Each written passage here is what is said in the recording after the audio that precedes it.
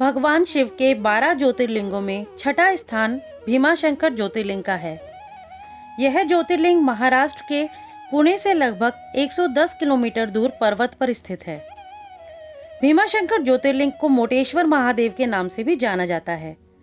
तो आइए जानते हैं भीमाशंकर ज्योतिर्लिंग के स्थापना से संबंधित पौराणिक कथा। प्राचीन काल में भीम नाम का एक बलशाली राक्षस अपनी माता कर्कटी के साथ एक पर्वत पर निवास करता था। बड़े होने के बाद भीम ने अपनी माता से पूछा कि उसके पिता कहाँ हैं, कौन है और हम इस प्रकार अकेले क्यों रहते हैं। उसके प्रश्नों का उत्तर देते हुए कर्कटी बोली, तुम्हारे पिता लंकापति रावण के छोटे भाई कुंभकर्ण थे, जिनका वध श्री राम ने किया था। कर्कटी ने आगे बताया कि कुंभकर्ण से पहले उसका विवाह विराध नाम के राक्षस से हुआ था। विराध का वध भी श्री राम के हाथों ही हुआ था। उसकी मृत्यु के पश्चात वह अपने माता पिता के साथ रहने लगी। लेकिन एक दिन माता पिता को एक मुनि ने श्राप द्वारा भस्म कर दिया। उसके बाद इसी पर्वत पर उसकी भेंट कुंभकर्ण से हुई और दोनों ने विवाह कर लिया।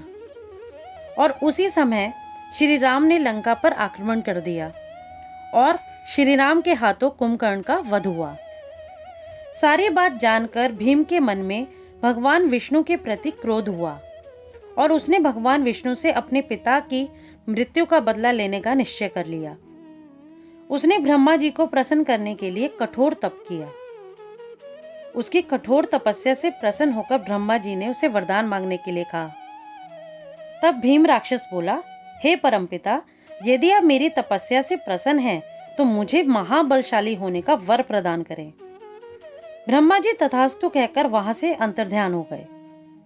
वर प्राप्त करने के पश्चात वह अपनी माता कर्कटी के पास गया और बोला कि मैं अपने पिता के वध का बदला अवश्य लूंगा। यह कहकर भीम वहां से चला गया। उसने देवताओं के साथ भयंकर युद्ध किया और विजयी हुआ। फिर उसने कामरूप देश के राजा से युद्ध किया और विजय प्राप्ति के बाद उसने राजा को कैद कर लिया। राजा बहुत बड़ा शिव भक्त था। उसने जेल में ही पार्थिव लिंग बनाकर भगवान शिव का पूजन आरंभ कर दिया और ओम नमः शिवाय मंत्र का जाप करने लगा। दूसरी ओर राजा की पत्नी भी भगवान शिव की आराधना करने लगी।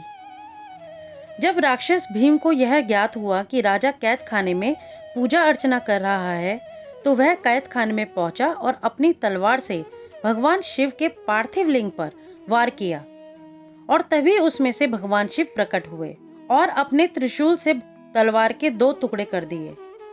फिर शिवगणों और दैत्य सेना के बीच भयंकर युद्ध हुआ।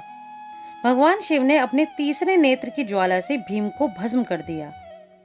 राक्षस भीम के भस्म होते ही देवताओं और ऋषि मुनियों ने उनकी जय जयकार की और साथ ही उनसे यह प्रार्थना की कि अपने भक्तों के कल्याण के लिए वे सदा के लिए राजा द्वारा स्थापित किए उस पार्थिव लिंग में विराजमान हो जाएं। देवताओं की प्रार्थना स्वीकार करते हुए भगवान शिव उस पार्थिव लिंग में सदैव के लिए विराजमान हुए और वह लिंग संसार में भीमाशंकर नाम से प्रसिद्ध हुआ। अगर आपको मेरी यह वीडियो अच्छी लगी हो तो वीडियो को लाइक करें, शेयर करें और मेरे चैनल को सब्सक्राइब करें और साथ ही बेल आइकन ज़रूर दबाएं। तो फिर मिलते हैं मेरी अगली वीडियो में। तब तक के लिए नमस्कार।